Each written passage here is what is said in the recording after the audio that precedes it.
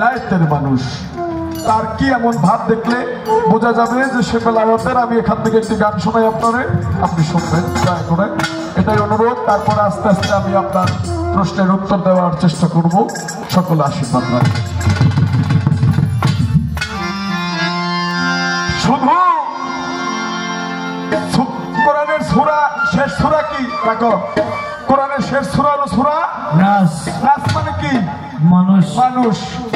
আর কোরআন শুরু হয়েছিল বিসমিল্লাহির রহমানির রহিম। বিসমিল্লাহ বাদ খালি বেহরফ, বেহরফ বাদ খালি বেহরফের নুকতাটা ওইটাই মাওলা আলী আর ওইটাই বেলায়েত। ওরে বাবা বেলায়েতে ইনসান,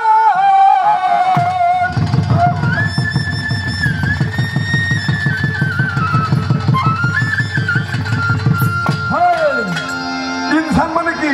মানুষ। নাস মানে মানুষ, ইনসান মানে মানুষ। বেলায়েতে ইনসান, ইনসান মানে কি? মানুষ। মানুষকে জান, মানুষকে জানা এত সহজ কথা না। যা আছে সমস্ত ব্রহ্মাণ্ডে তা আছে ব্রহ্মাণ্ডে। ওই গান খালি শুনলে হইব না, গানের কথা বুঝতে হইব।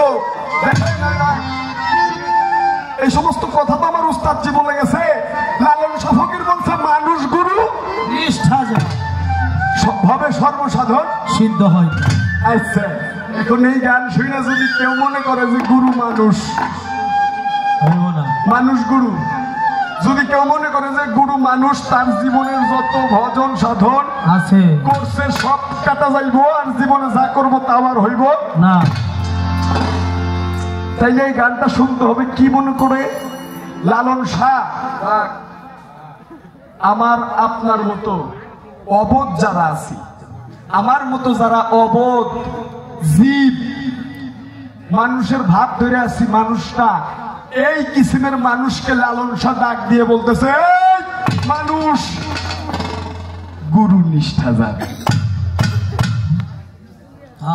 আমারে আপনারা ডাক দিয়ে লালন শাহ ফকির বলতেছে মানুষ ডাক দেয় না একজন একজন মানুষ শোন, গুরু নিষ্ঠা না তবে সর্বসাধনে সিদ্ধ হয় তার। গুরু কোনদিনও মানুষটা দেখিতে মানুষের মতো, আসলে সে মানুষটা গুরু বলে ডাকো জানে তারে মানুষ।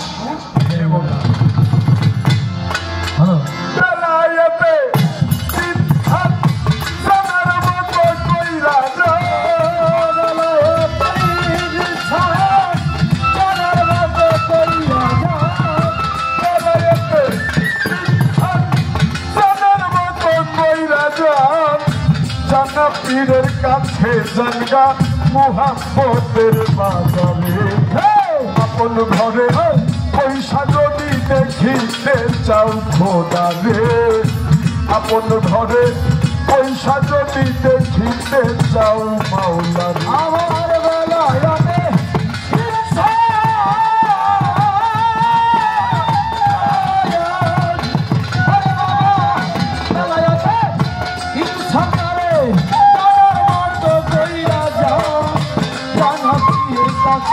জানগা মুহাব্বতের বাজারে, আপন ঘরে পয়সা যদি দেখিতে চাও রে, আপন ঘরে পয়সা যদি দেখিতে চাও রে। বাজানো বাজানো আরে মুর্শিদের তোয়াজ্জা লইয়া আপন ঘরে বসবো যাইয়া, সালাত যাকাত নামাজ মাওলায় শিখাইব তোরে দয়াল রে।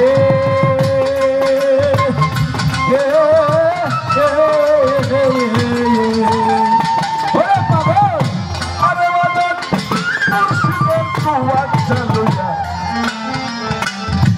দিগুম ঘরে বসো যাইয়া, এলেম জিকির সালাত যাকাত শিখাইব তোরে। আরে যদি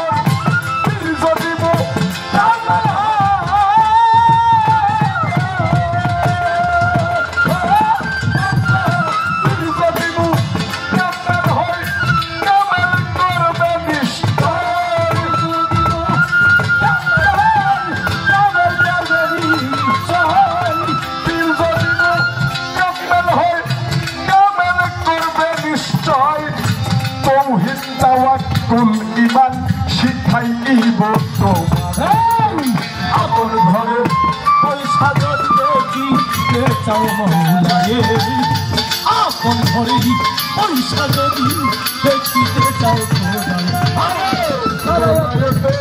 ইনসান জানার মতো কইরা যেন বাবা বেলায়েতে ইনসান জানার মতো কইরা যান বেলায়েতে ইনসান বাবা জানার মতো কইরা যান জানা পীরে কাছে জানগা মোহা পাতে বাজারে আপন ঘরে পয়সা যদি দেখিতে চাও মৌলারে আমার আপন ঘরে পয়সা যদি দেখিতে চাও মৌলারে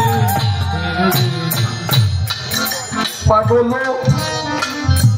আমার পাগল পাগল রে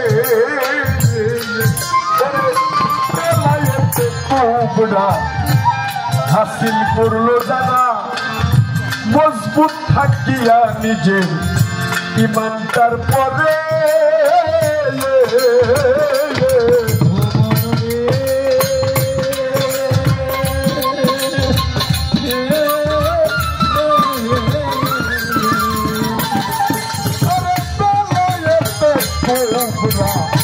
হাসিল করলো যারা মজবুত থাকিয়া নিজের ইমানটার পরে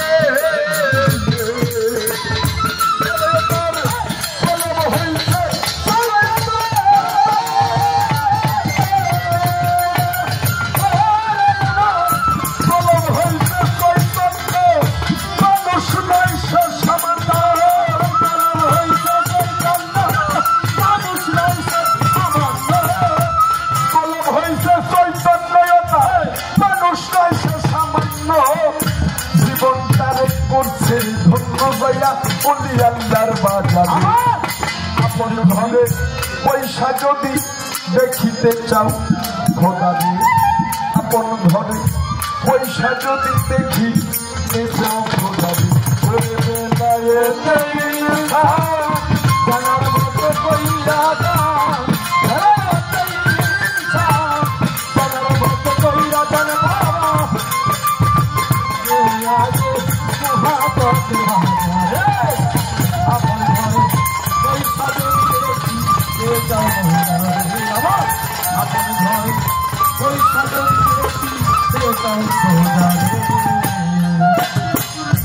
বেলায়েতে আবরণ হাসিল করো আমার মন আরে এমনই করো ইবাদত বলি তোমারে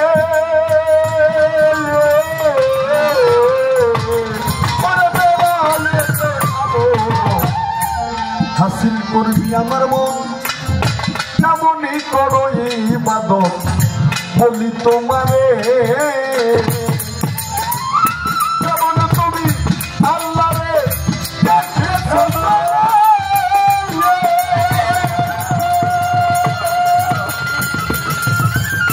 আল্লাহ রে তুমি দেখিতেছ দেখা চেষ্টা করিতে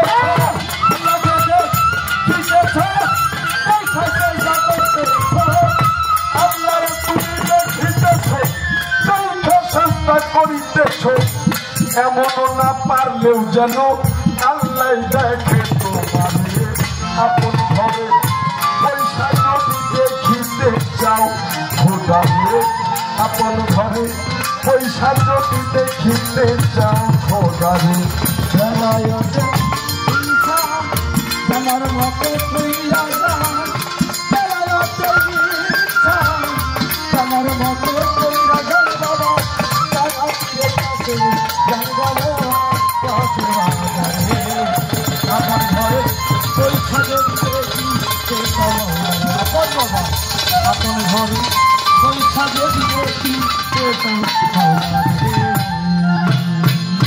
পিরিতি তারাই তারাই জানে গো যার সাথে যার ভাবের পিরিতি পিরিতি তারাই তারাই জানে গো যার সাথে যার ভাবের পিরিতি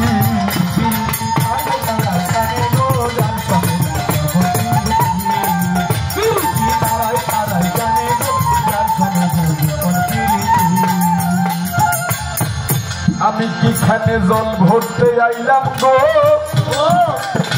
আমার মীরা পাগলার ঘাটে আমি কিখানে জল ভরতে আইলাম গো বাজান আমার মুকুল মামার ঘাটে আমি দয়ালের দিকে চাইয়া থাকি আমি দয়ালের দিকে চাইয়া থাকি কলসি দিল শোনে গো যার শোনে যা আমি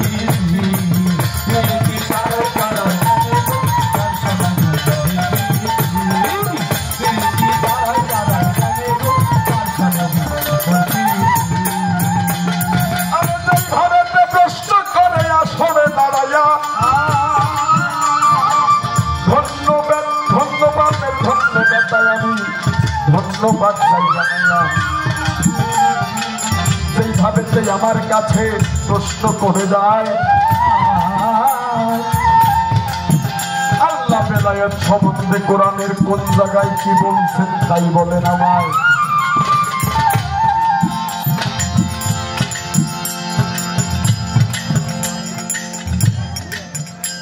সূরা মায়েদার ৫৫ নম্বর আয়াত আল্লাহ বলতেছেন হে ইমানদারগণ তোমাদের অভিভাবক কারা ওলি আল্লাহরা ওলি আল্লাহ রাসূল ওলি এবং আউলিয়া রাসূলগণ তোমাদের অভিভাবক তাদের আমি অভিভাবক রূপে দুনিয়াতে প্রেরণ করিয়াছি যারা নামাজ পড়েন যারা যাকাত প্রদান করেন এবং রুকু অবস্থায় যারা যাকাত দেয় যারা রুকু অবস্থায় দান করে তারা হইল বেলায়েতের ওলিয়া উলিয়া তাদের গোলামি করতে হয় আল্লাহ আরো কোরআনের তওবার ৭১ নম্বর আয়াতে বললেন মুমিন পুরুষ এবং মুমিনা নারীগণ একে অপরের অভিভাবক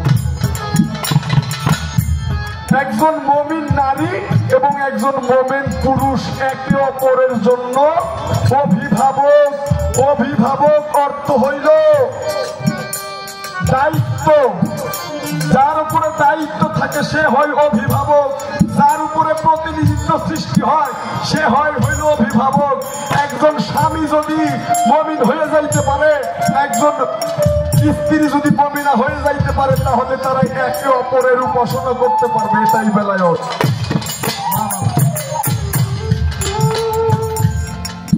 আমার বন্ধু বলছেন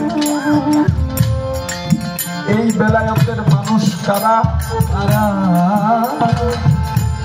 যাদের দেখলে বোঝা যাবে যারা এই বেলায়েতের মানুষ তাই বলে না মারে